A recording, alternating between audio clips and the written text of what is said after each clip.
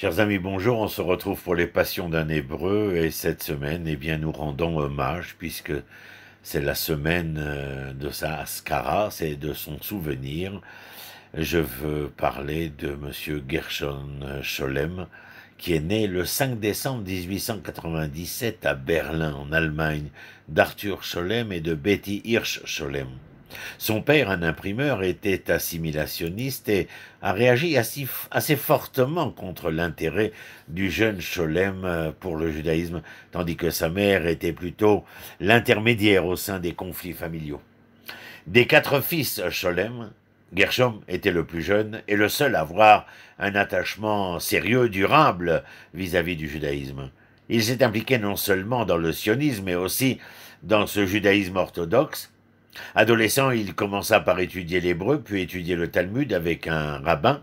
Pendant ce temps, son sionisme l'amena à rejoindre le groupe étudiant Young Yuda. Ses positions politiques l'engagèrent également vers une opposition véhémente au combat aux côtés de l'Allemagne dès le début de la Première Guerre mondiale. Une lettre à cet effet fut à l'origine de son expulsion du secondaire en 1915. Scholem termine seul ses études secondaires et son baccalauréat qu'il réussit à obtenir malgré tout. Peu de temps après, il fréquente l'université de Berlin où il étudie les mathématiques, la philosophie et l'hébreu. Là, il rencontre Martin Buber et Walter Benjamin. En 1917, Scholem se lie d'amitié avec Shai Agnon, Chaim Nachman Bialik, Ahad Ha'am et Zalman Roubachov, qui deviendra plus tard Zalman Shazar, le troisième président d'Israël. Il vit alors à la pension Strouk, cette pension de famille dont les résidents étaient principalement des juifs russes et d'Europe de l'Est, ce qu'on appelait à l'époque les Ostjuden. Pendant cette période, son père ne lui envoie aucun argent et pour subvenir à ses besoins, il se met au travail et traduit principalement des œuvres yiddish en hébreu et en allemand. Scholem sert 2 mois dans l'armée à Iéna. Une fois libéré, pour des raisons inconnues, il poursuit ses études, cette fois à l'université de Iéna même. En 1918, il se rend à Berne avec Walter Benjamin et s'inscrit à l'université de la même ville et continue à étudier le Talmud et commence à s'intéresser sérieusement à une autre matière, la Kabbalah, et à composer sa théorie linguistique. À Berne, il rencontre sa première femme, Elsa ou Esha Buchart. En 1919, Scholem décide de retourner en Allemagne afin de poursuivre ses études à l'université de Munich. Il abandonne sa matière principale en mathématiques et sa succédanée en philosophie au profit d'un doctorat en sémitique. Bien qu'il ait initialement voulu écrire une thèse sur la théorie linguistique de la Kabbale, il opte finalement pour un projet plus modeste traduisant et expliquant le Sefer HaBahir, l'un des textes kabbalistiques les plus anciens et les plus difficiles. Après le Sefer Yetzira, apparu au Xe siècle, c'est le deuxième ouvrage phare de la Kabbale médiévale. Il apparaît au XIIe siècle dans les écoles juives de Rhénanie, du Languedoc et de Catalogne. Il est constitué de 200 chapitres courts et énigmatiques.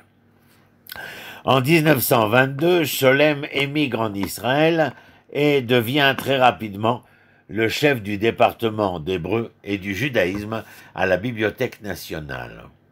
À ce moment-là, Scholem avait déjà créé une importante bibliothèque à lui, ramassant des livres sur la Kabbale auprès de marchands d'occasion.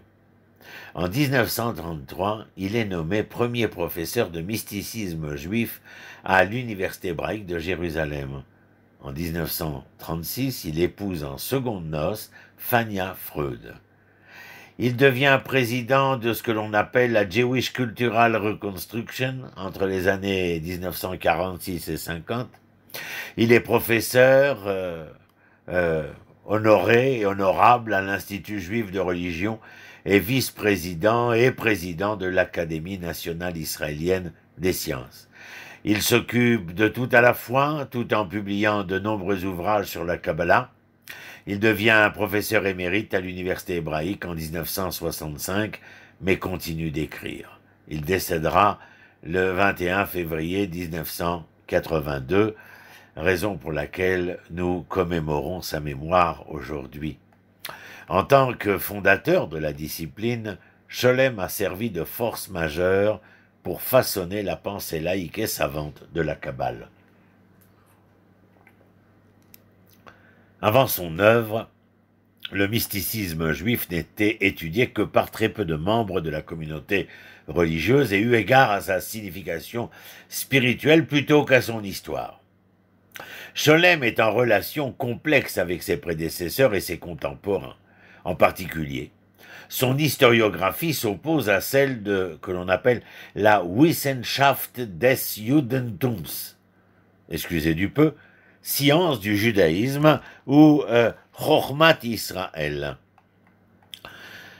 Elle est fondée, cette, je dirais pas académie, mais cette société-là, fondée à Berlin en 1819. Elle intègre une approche historique et scientifique dans l'étude du judaïsme. Cette approche doit permettre la connaissance et la compréhension des valeurs juives aux non-juifs. Elle vise à adapter les juifs à la société allemande en inscrivant leur histoire dans le cadre plus vaste de l'histoire allemande et européenne. Le regard porté sur le judaïsme est parfois, si ce n'est très souvent, agnostique, voire athée. L'approche de ce mouvement à l'histoire du judaïsme a posé deux problèmes majeurs à Scholem. L'un était qu'il cherchait à étudier le judaïsme comme un objet, cette société donc, appréhender le judaïsme comme un objet fixe et mort, plutôt que comme un être organique et vital. De même, les principales figures du mouvement dont nous parlons semblaient ignorer le socle du judaïsme, les forces irrationnelles que Scholem considérait comme vivifiant la religion. Pour lui, les éléments mythiques et mystiques étaient tout aussi importants pour le judaïsme que le rationnel et le légal. Cependant, Scholem n'était pas disposé à suivre le chemin des figures qui ont embrassé le mysticisme juif, mais pas son histoire. Plus particulièrement, il était fortement en désaccord avec la personnalisation de Martin Buber des concepts kabbalistiques et le rejet de leur lien avec le peuple juif, la langue et la patrie. Selon lui, selon Scholem, le mysticisme juif devait être étudié dans le contexte de l'histoire du judaïsme. Ainsi, il a formé sa propre version de la contre-histoire, je dirais, en moulant ce concept nietzschéen à ses propres exigences, celles de Scholem, qui fait une place pour le côté moins normatif du judaïsme dans l'histoire publique de la foi. Si l'impulsion pour légitimer l'irrationnel peut provenir de Buber et d'autres, la méthode choisie par Scholem était clairement scientifique et historique comme celle de la Wissenschaft. Néanmoins, il convient également d'aviser le sionisme convaincu qui engage et meut ses efforts professionnels dans le domaine de l'historiographie ainsi que ses opinions personnelles. Sa vision contre-historique de la Kabbalah, comme intimement liée au judaïsme normatif, impliquait la notion de tradition comme un lien important entre les Juifs du passé et les Juifs du présent. Plus précisément, Scholem a conçu l'histoire juive comme comprenant environ 3 étapes. Le temps de la période biblique où le monothéisme lutte contre le mythe, mais ne l'a jamais complètement maîtrisé. Le temps talmudique, partie de l'étape institutionnelle où les notions de pouvoir magique dans l'accomplissement des commandements sont supprimées afin de préserver la pureté du concept de transcendance divine. Et puis enfin, le temps du Moyen-Âge, face au Dieu abstrait de la philosophie grecque inconciliable avec le Dieu de la Bible personnellement impliqué, des penseurs juifs comme Maïmonide sont allés si loin dans leur tentative d'exiler du judaïsme les restes du mythe qu'ils ont fini par altérer considérablement le Dieu du judaïsme biblique, pense Scholem. Il expliqua son intérêt pour le mysticisme juif à Herbert Weiner. un de ses compagnons. J'ai fait mes recherches dans cette histoire de la Kabbalah simplement parce que j'aimais le judaïsme et que je voulais montrer que le mysticisme était une partie légitime de ce judaïsme et non une fleur étrange, ni une croissance, une croissance indigène.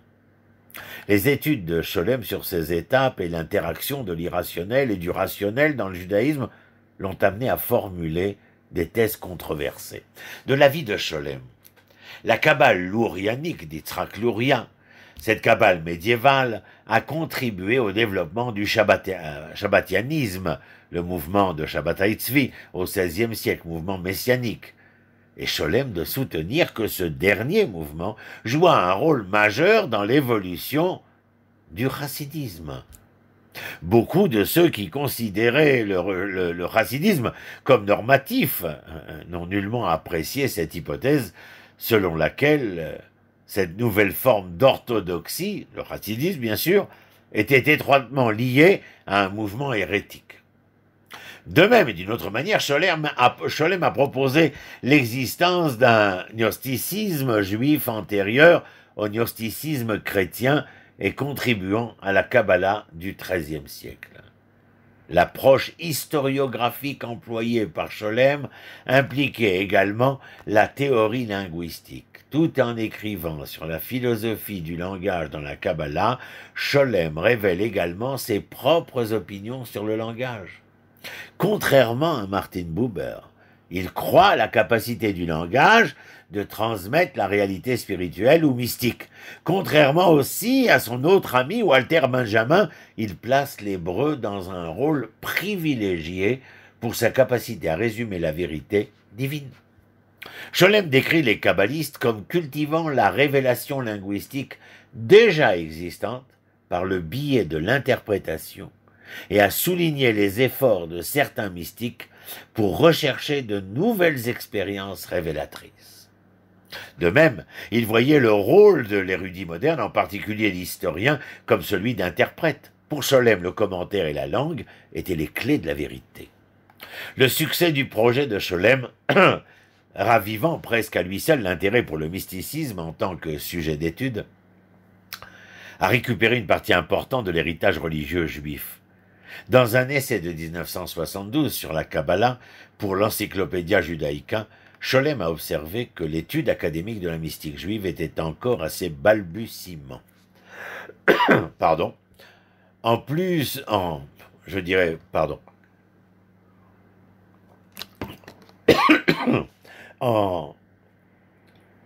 près de 30 ans, il est devenu une formidable branche des études judaïques et a produit certaines des œuvres les plus importantes de l'historiographie juive de la seconde moitié du XXe siècle. Et on peut vraiment dire que les savants qui ont fait ce travail sont les fils et les filles de Gershon Scholem. Toda Rabba. Shalom, shalom et à la semaine prochaine.